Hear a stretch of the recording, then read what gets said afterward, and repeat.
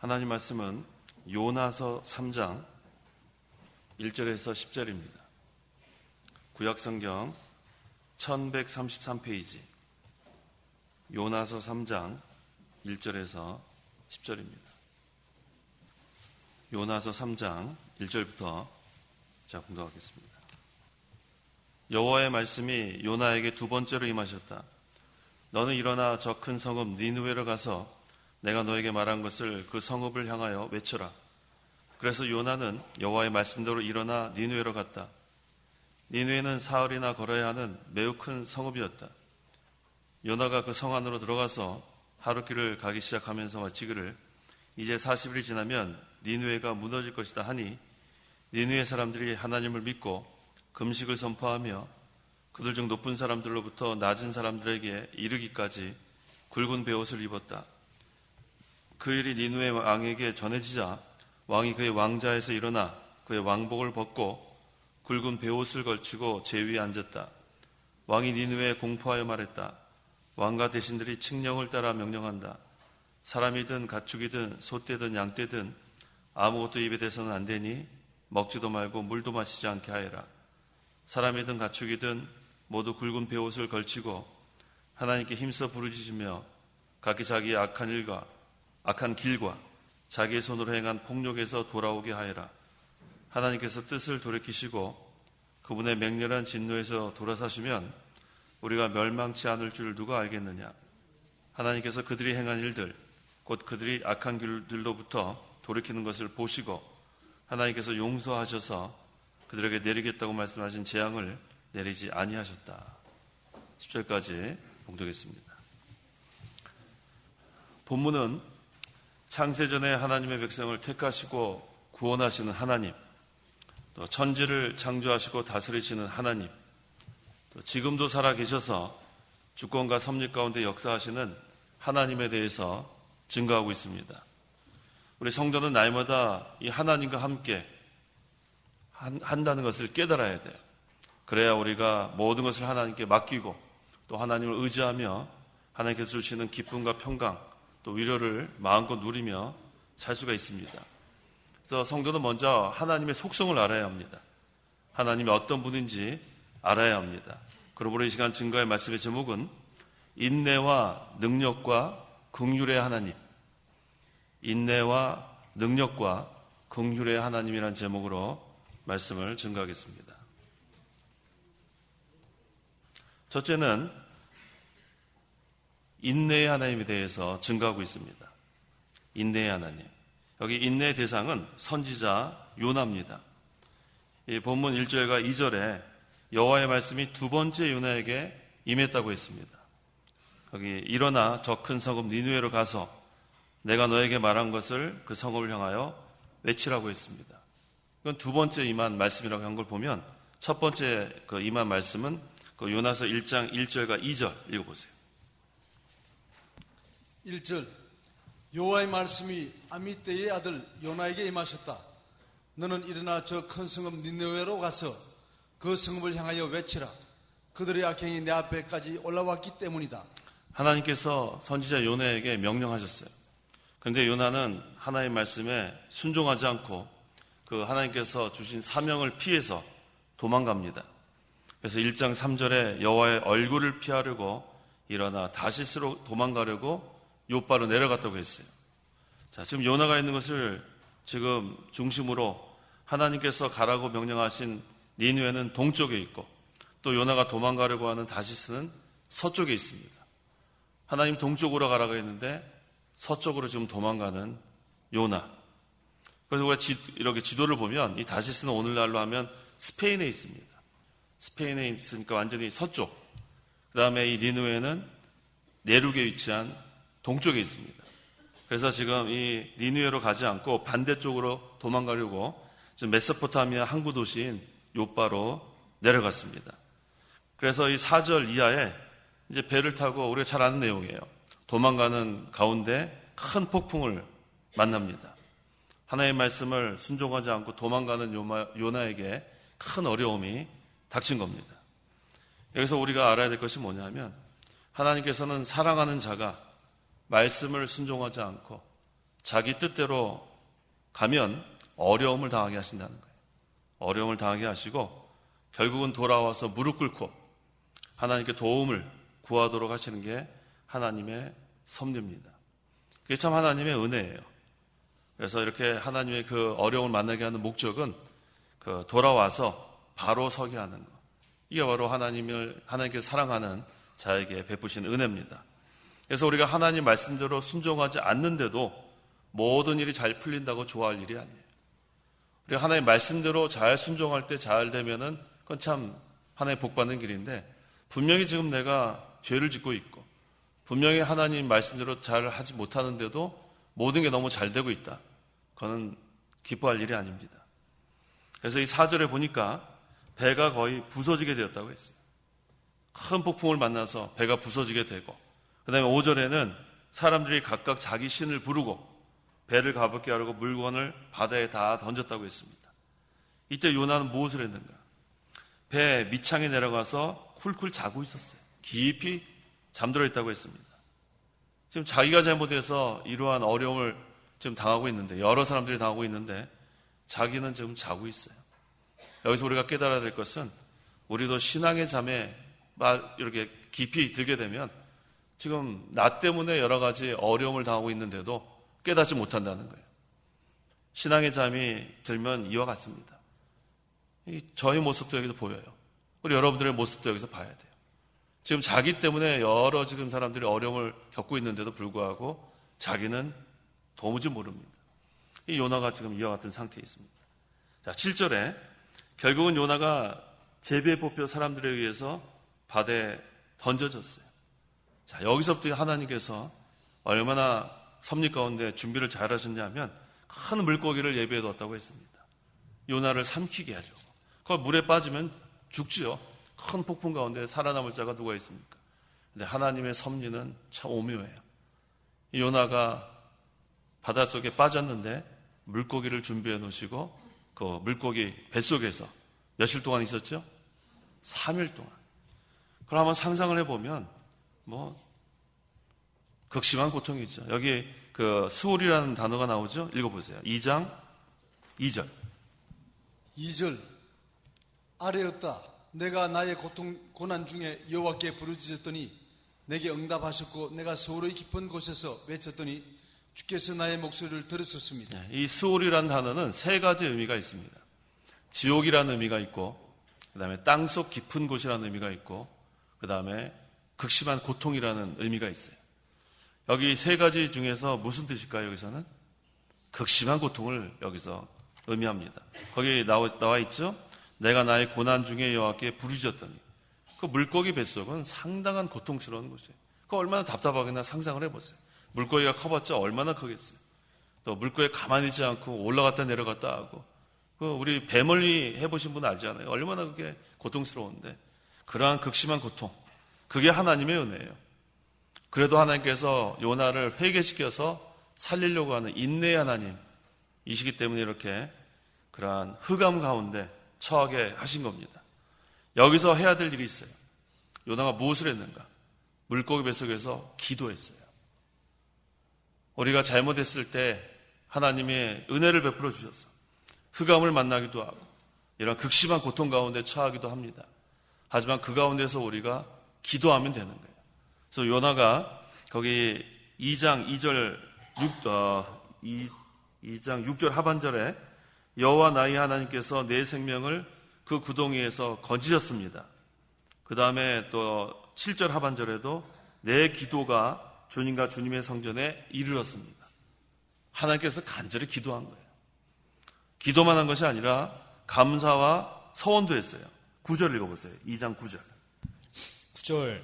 나는 감사의 목소리로 주께 제사드리며 내가 서원한 것을 갚겠습니다. 구원은 여호와께 있습니다. 이게 요나의 신앙입니다. 요나가 우리와 똑같아요. 요나나 우리나 하나님 말씀 순종하지 않고 도망 잘 다니고, 그랬을 때 하나님께서 우리에게 이렇게 고통을 또 고난을 당하게 할 때 이 요나가 잘한 것이 뭐냐면 하나님께 감사했다고 했어요. 감사의 목소리로 주께 감사의 목소리 주께 제사드리며. 그러니까 우리가 어려움을 당할 때 고난을 당할 때 불평하거나 원망하면 안 됩니다. 감사해야 돼요. 하나님께서 이렇게 주신 모든 환경, 그 다음에 내가 서원한 것을 갖겠습니다. 이 요나가 생각이 났을 거예요.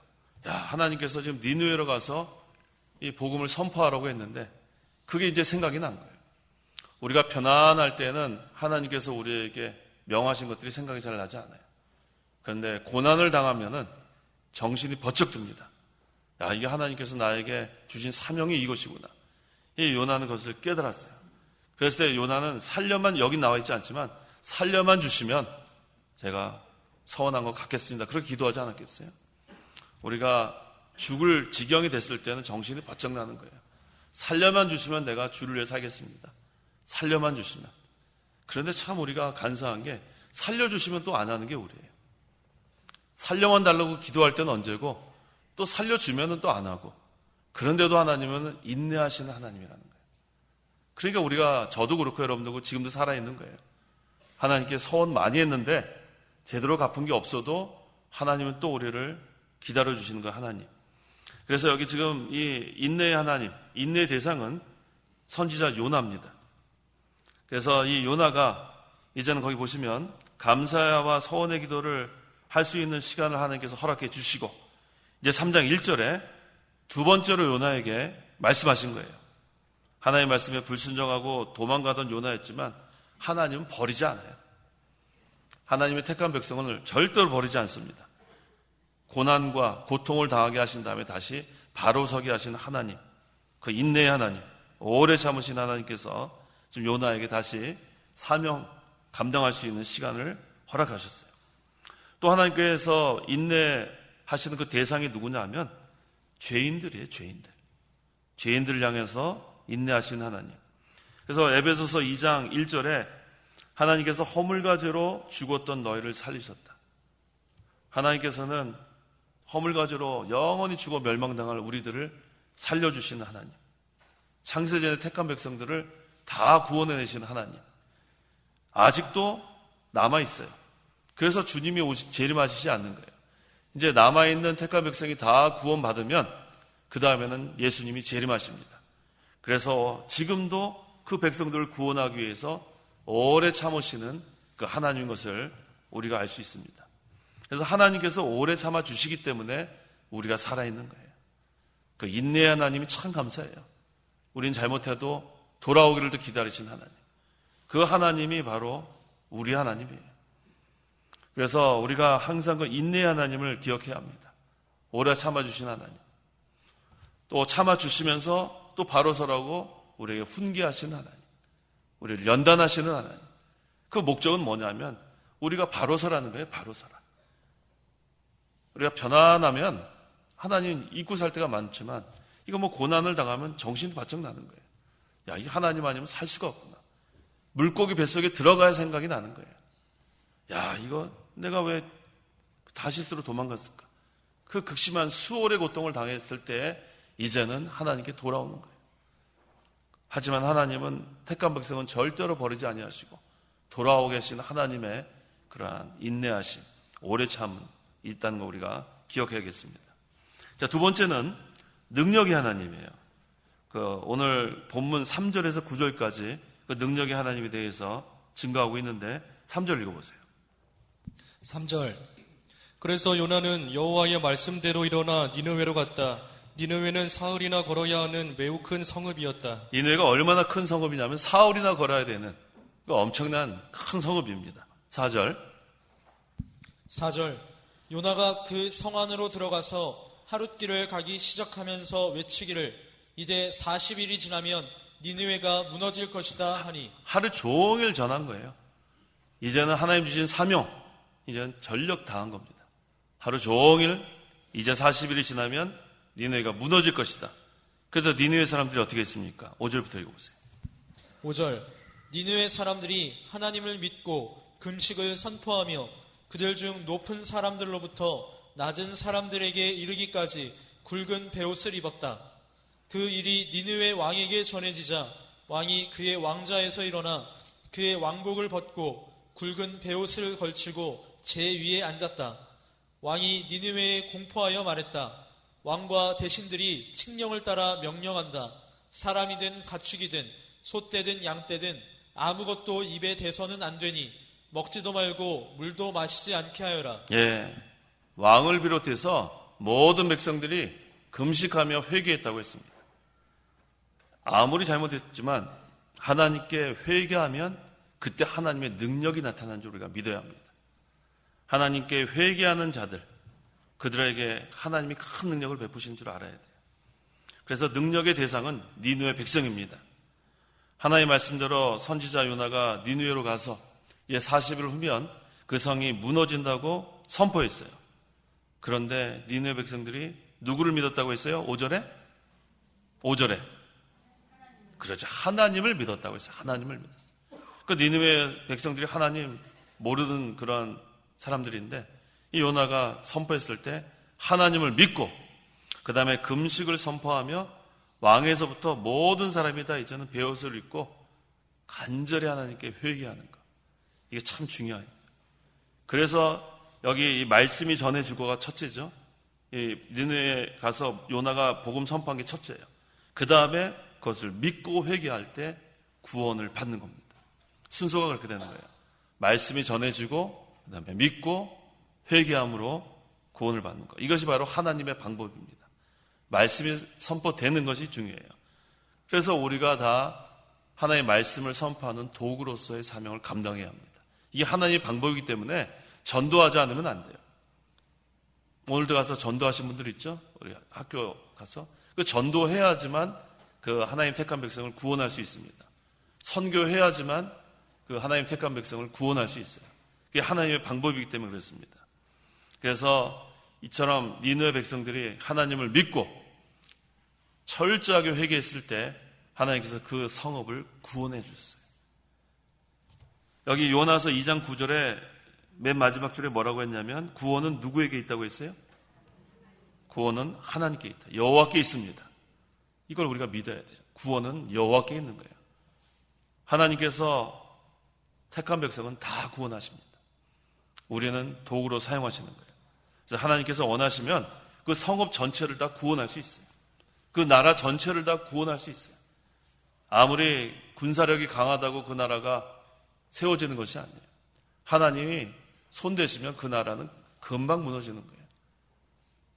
교회도 마찬가지고 가정도 마찬가지고 각 개인도 마찬가지예요.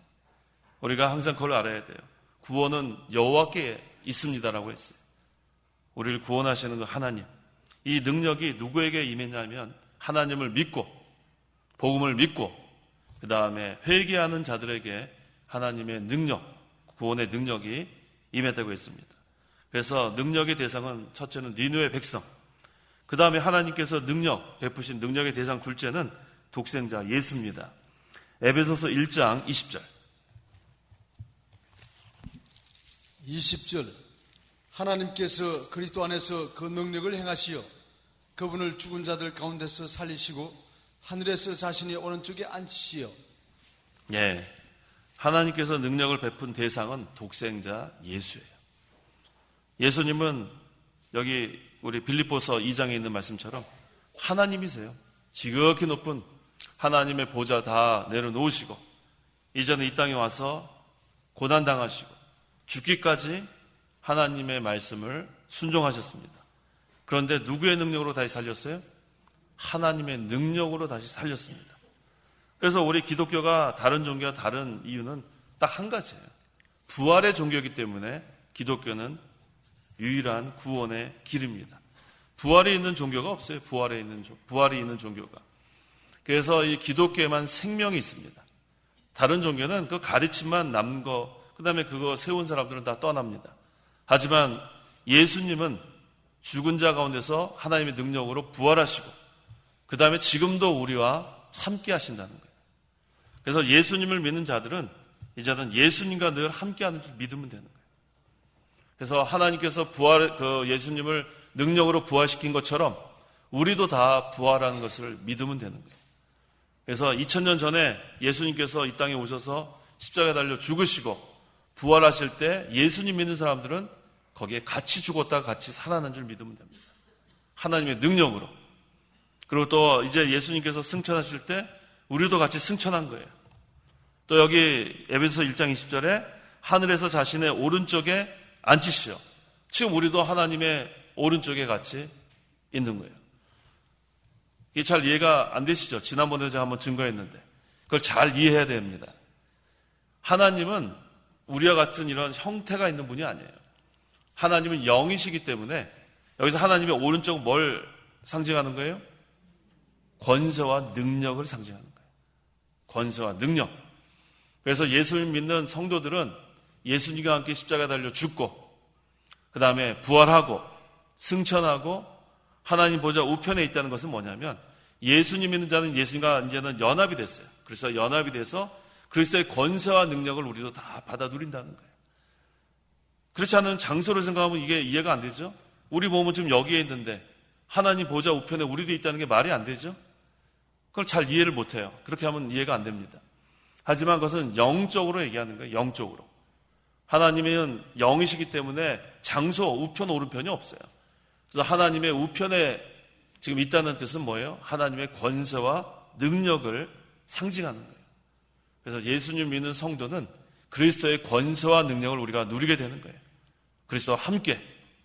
그래서 이제 우리가 영적으로 그리스도와 늘 교통하고 교제하다가 이제 그리스도께서 재림하실 때는 이제는 얼굴과 얼굴로 부활의 몸으로 다 변화돼서 그때는 얼굴과 얼굴로 예수님을 만나볼 수 있는 겁니다. 그래서 이 그리스도와의 연합교리를 잘못 이해해서 이단이 되는데 참 많아요. 그걸 자꾸만 장소적으로 생각하면은 이단이 될 수밖에 없어요. 우리 몸은 여기 있는데 또 그리스도와 함께 하나님 보좌 우편에 있다. 이게 설명이 안 되죠. 우린 여기 있고 거기도 있고 그렇게 하면 안 됩니다. 그리스도와 연합됐다는 것은 머리와 몸과의 연합으로 설명할 수 있고 지난번에도 증거했죠. 포도나무와 가지로도 설명할 수 있어요. 그리스도와 우리는 왔다 갔다 하는 거예요. 왔다 갔다 하는 거예요. 그래서 우리가 그리스도께 능력을 구하면 우리가 능력을 더하시고 우리가 그걸 다 받아 누리는 겁니다. 그래서 하나님의 능력의 대상은 첫째 니느웨 백성들, 하나님을 믿고 회개했을 때 하나님의 능력으로 그들을 구원했습니다. 그 다음에 능력의 대상은 바로 예수 그리스도예요.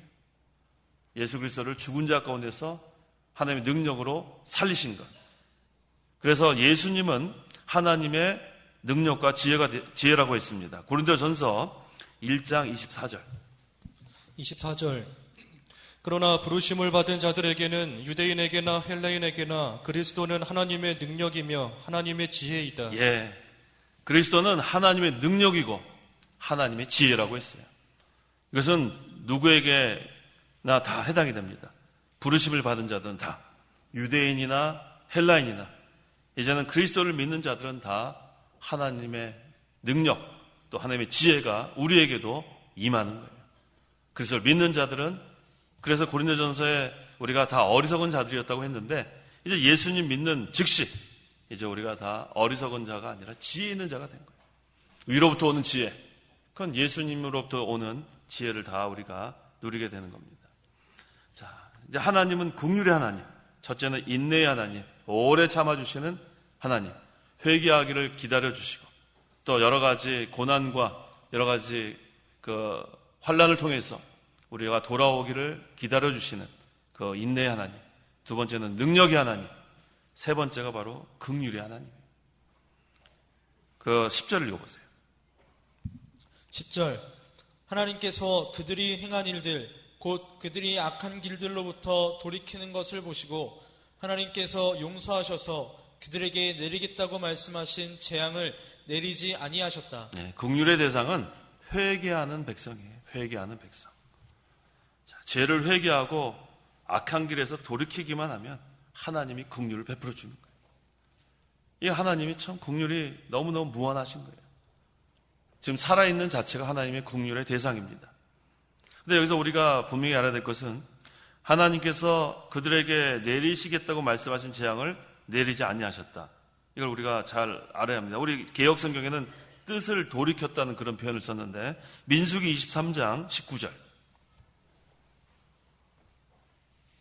19절. 하나님께서는 사람이 아니시니 거짓말을 하지 않으시고 사람의 아들이 아니시니 후회하지도 않으신다.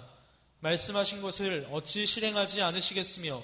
예, 하나님은 거짓말도 하지 아니하시고 또 하나님은 후회도 아니하시는 하나님이라고 분명히 민수기 23장 19절에서 증거하고 있는데, 그렇다면 여기에서 그 9절 보세요. 하나님께서 뜻을 돌이키시고 라고 했어요. 뜻을 돌이키시고. 이 뜻은 하나님이 뜻을 돌이켰다는 뜻이 아니라 하나님께서는 니느웨 백성들이 회개하고 돌이키는 것까지가 하나님의 뜻이에요. 그게 하나님의 작정입니다. 그걸 우리가 알아야 돼요. 그래서 항상 우리가 성경을 여기 말고도 또 있어요. 뭐 후회하셨더라 이런 내용들이 있을 때는 결과를 보고 우리가 그걸 해석을 해야 돼요. 하나님께서는 니느웨 백성이 회개하고 바로 서는 데까지가 하나님의 뜻이었다는 거예요. 근데 여기서 왜 그러면 뜻을 여기서 돌이켰다는 표현을 썼는가? 이것은 우리에게 인간적인 표현이에요. 우리에게 이렇게 보여주려고 표현하는 것 뿐입니다. 하나님은 거짓말하지 않으세요. 하나님은 뜻을 돌이키고 하나님은 그렇게 후회하는 하나님이 아닙니다. 인간의 그러한 쪽에서 볼 때에는 뜻을 돌이키는 것처럼 보이지만 원래의 뜻은 회개하고 니느웨 백성들이 구원받는 것이 하나님의 뜻이라는 것을 우리가 알아야 합니다. 그래서 하나님의 국률의 대상은 바로 회개하는 백성이에요. 그래서 하나님께서는 항상 기다리시는 하나님으로 우리가 알아야 돼요. 우리가 지금 3일 예배, 주일 지난 지 얼마 되지 않았는데도 참 하나님 앞에 잘못한 게 많죠. 그래도 하나님은 회개하면 또 긍휼을 베풀어 주시는 거예요. 그게 우리 하나님입니다. 인내하시는 하나님. 이게 하나님의 백성을 향한 하나님의 인내예요. 또 능력의 하나님. 하나님께서 회개하는 자들에게 능력을 베풀어 주셔서 구원하시는 하나님. 또 회개하는 자들에게 긍휼을 베푸시는 그 하나님이십니다. 그래서 이제 우리가 할 것은 하나님의 뜻대로 살면 되는 거예요. 하나님의 뜻이 가장 잘 나타내는 것이 어디죠? 성경에서? 하나님의 뜻. 데살로니가전서죠. 하나님의 뜻. 읽어보세요. 그리스도 예수 안에서 우리를 향하신 하나님의 뜻. 5장 네? 5장 16절. 5장 16절. 16절. 데살로니가전서 5장 16절. 항상 기뻐하고 쉬지 말고 기도하며 범사에 감사하여라. 이는 그리스도 예수님 안에서 너희를 향하신 하나님의 뜻이다. 하나님의 뜻이라고 분명하게 보여준 구절이 바로 이 구절이에요. 이제는 인내의 하나님, 능력의 하나님, 긍휼의 하나님께서 우리에게 향하신 뜻이 있는데 이 세 가지인 줄 알아야 합니다. 원망하면 안 돼요. 원망하면. 원망해도 안 되고 불평해도 안 되고 여기는 말씀 그대로예요. 항상 기뻐하는 거예요. 항상 기뻐하는. 이건 환경에 좌우되면 안 됩니다. 그리스도 안에서 항상 기뻐하는 거. 그 다음에 쉬지 말고 기도하는 거. 기도하기를 쉬는 죄를 범치 말라고 했죠.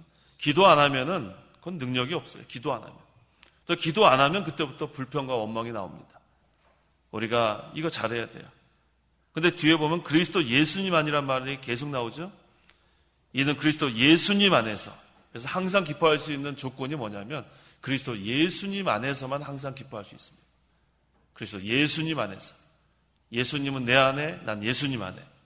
쉬지 말고 기도하며 예수님 안에서만 쉬지 말고 기도할 수 있어요. 그러니까 예수님과 늘 영적으로 교통하고 또 교제하기 때문에. 범사에 감사해라. 이것도 예수님 안에서만 범사에 감사할 수 있어요. 근데 예수님 안에 거하는 생활을 제대로 못하면 그때부터 감사 나오지 않습니다. 항상 우리는 예수님을 바라봐야 돼요. 예수님 바라보면 기뻐할 수 있습니다. 예수님 바라보면 또 예수님 바라보면 기도할 수 있어요. 또 예수님 바라보면 감사할 수 있습니다. 근데 예수님 바라보지 않고 세상 바라보는 순간부터 이 세 가지가 다 떨어지는 거예요. 예수님 바라볼 때 늘 기뻐하던 사람이 세상 바라본 다음에 그다음부터 불평, 원망이 들어오는 거예요. 예수님 바라보면 늘 예수님과 기도하는 사람이 세상 바라보면 그 다음 기도 바빠서 못합니다. 예수님 바라보면 늘 감사하던 사람이 세상 바라보면 그 다음부터 감사하는 마음이 싹 사라지는 거예요. 그래서 이는 그리스도 예수님 안에서가 나오는 거예요. 그리스도 예수님 안에서 너희를 향하신 하나님의 뜻이다. 우리가 먼저 하나님이 어떤 분인 것을 우리가 먼저 알아야 되겠고, 인내의 하나님, 능력의 하나님, 긍휼의 하나님, 그 하나님을 이제 우리가 알았으면 그 다음엔 그 하나님의 뜻이 우리를 향해서 무엇을 원하시는가, 이 세 가지만 우리가 하면 그 다음에는 우리가 신앙생활 힘있게 해나갈 수 있어요. 세 가지가 뭐예요? 항상 기뻐하여라. 근데 그 앞에 뭐가 들어가야 돼요? 예수님 안에서 항상 기뻐해야 하는 거예요. 두 번째가 뭐예요? 쉬지 말고 기도하며. 뭐 안에서? 예수님 안에서 쉬지 말고 기도하며. 세 번째, 그 안에 앞에 뭐가 있어야 돼요? 예수님 안에서 범사에 감사하는 것이 하나님의 뜻이에요. 항상 예수님을 바라봐야 돼요. 푯대를 향하라고 하지 않았어요? 푯대를 향하여. 그런데 우리가 예수님 바라보지 않고 세상 바라보는 순간부터 기쁨 없어요. 우리 심령에 영적 하나님 나라 빼앗겼어요, 이미. 그러니까 기쁨과 평강이 임할 수가 없습니다. 예수님 늘 바라보세요. 그 다음에 극심한 고통 중에서는 예수님의 고난을 생각하면 돼요. 극심한 고통 중에서. 나를 위해서 십자가에 달려 피 흘리신 그 예수님. 그 얼마나 고통스러웠을까. 그러면 내가 고통을 당한들 그 고통이 은혜로 바뀝니다. 나를 위해서 고통당하신 그 예수님 생각하면. 그래서 모든 것을 다 예수님과 함께 우리가 동행하면 다 통과할 수 있어요. 근데 예수님이 잊어버리면 그다음부터는 방황하기 시작합니다. 내가 왜 사는가? 인생이 뭔가?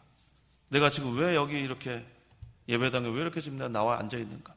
벌써 예수님 잃어버리면 그 다음은 목자 잃어버린 양과 같아요. 내가 왜 사는지부터 그 다음부터 의심이 들어오고 회의가 들어오고 저도 그런 걸 경험해 본 적이 있어요. 예수님 잃어버린 순간부터 인생의 목적이 다 왜 사는지 모르는 거예요. 그런데 예수님을 다시 회개하고 예수님을 바라보고 나가면 그 다음부터는 생명 있는 신앙생활로 회복되는 것을 우리가 알아야겠습니다. 그래서 국률의 대상은 바로 회개하는 자예요. 또 국률의 대상은 거듭난 자입니다. 거듭난 자. 거듭나지 않은 사람은 소망이 없어요. 죽었던 영이 살아나야 하나님의 국률을 깨닫게 됩니다. 하나님의 국률이 뭔지도 몰라요. 거듭나지 않은 사람들은. 그래서 거듭난 자들은 하나님의 국률이 너무 감사해서 예배 시간을 첫째로 하는 거예요. 다른 거 아무리 바빠도 예배 시간에 가서 하나님 섬기자. 하나님께 예배하자.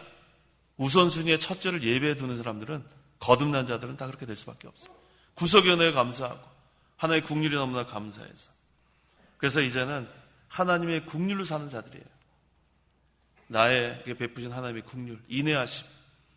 그러니까 늘 마음에 그것만 생각하면 너무나 마음에 어찌할지를 모르는 거예요. 너무 감사해서. 그래서 우리가 항상 이 국률은 다른 말로 하면 사랑이라고도 할 수 있어요. 하나님의 사랑. 그래서 이 사랑, 우리가 중요한 거예요. 사랑.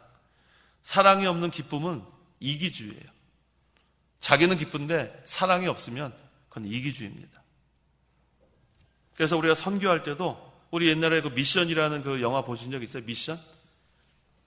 거기에는 선교는 잘했는데 사랑이 없어요. 그러니까 제국주의적이 됩니다. 사랑이 없는 선교는 제국주의가 되고 말아요. 그 다음에 우리가 하나 되자 그러죠? 사랑이 없이 하나가 되면 계급주의가 됩니다. 그래서 모든 곳에 다 사랑이 있어야 돼요. 하나님의 국률, 사랑.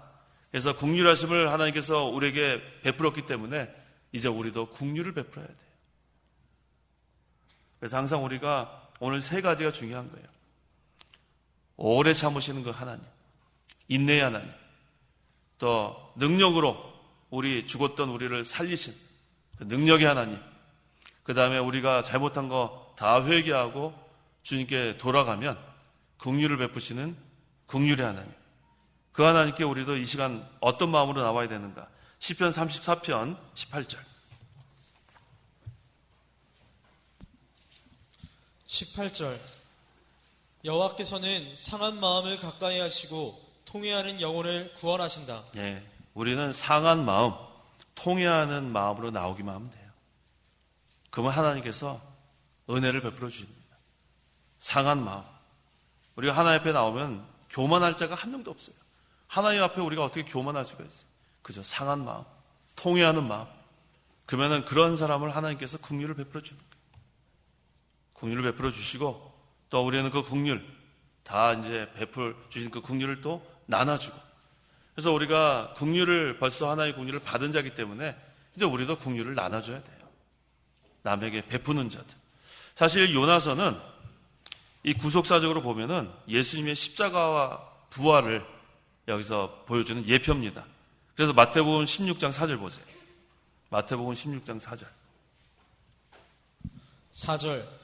악하고 음란한 세대가 표적을 구하나 이 세대에게는 요나의 표적밖에는 보여줄 것이 없다. 예, 악하고 음란한 세대에게 요나의 표적밖에는 보여줄 것이 없다고 했어요. 이 요나서에 다 나와 있어요. 하나님의 인내와 하나님의 능력과 하나님의 긍휼. 이게 바로 십자가 부활에 다 나타나는 거예요. 그거를 이 요나서에서 우리에게 예표하는 겁니다. 그래서 우리가 이 요나서 지금 짧은 시간에 증거했지만 여기서 우리가 다 증거할 수는 없어요. 이 세 가지를 기억하세요. 하나님의 인내와 하나님의 능력과 하나님의 긍휼. 그래서 우리가 잘못한 거 있으면 다 하나님께 회개하고 돌아오기만 하면 오래 참아주시고 또 우리를 능력으로 구원하시고 또 긍휼을 베풀어 주시는 그 하나님 바라보면서 다시 한번 힘을 얻어 신앙생활을 해나가야 되겠습니다. 기도하시기 바랍니다. 기도하겠습니다. 하나님의 은혜와 사랑을 참으로 감사합니다. 이 요나가 하나님의 말씀을 순종하지 않고 오히려 반대로 도망갔지만 하나님께서는 요나를 참아주시고 또 바로 세우기 위해서 고통 가운데 고난 가운데 처하게 해서 다시금 하나님께 회개하고 다시 감사하고 하나님의 사명을 감당하게 할 수 있는 기회를 주신 하나님, 우리도 요나와 다를 바가 없습니다. 하나님의 말씀 우리가 순종하지 못하고 또 우리가 너무나도 우리 생각대로 마음대로 가다가 우리가 고난도 당하고 환난도 당하고 이 하나님의 사랑인 줄 알고 우리를 오래 참아주시는 하나님께 돌아가게 하여 주시옵소서. 또 능력의 하나님께서 이 니느웨 백성들이 회개할 때에 구원해 주셨다고 했습니다. 우리를 죄 가운데서 구원하여 주신 하나님의 은혜를 감사합니다. 또 하나님께서는 회개하는 자들에게 긍휼을 베푸시는 하나님, 우리가 너무나도 잘못한 게 많이 있습니다. 하나님 긍휼을 베풀어 주시고 이제는 하나님 인내의 하나님, 능력의 하나님, 긍휼의 하나님을 바라보고 이제는 하나님만 의지하고 우리 다시 한번 힘있게 신앙의 다른 막지를 해나갈 수 있도록 도와주시옵소서. 또 하나님이 우리를 향하신 뜻은 그리스도 안에서 항상 기뻐하고 쉬지 말고 기도하고 범사에 감사하는 거라 했사오니 우리가 세상을 바라보지 아니하고 그리스도만 바라보고 그리스도의 능력으로 모든 것을 다 감당할 수 있도록 도와주옵소서. 예수님의 이름으로 기도하옵나이다. 아멘. 찬송가 395장, 새 찬송가 342장, 395장, 342장.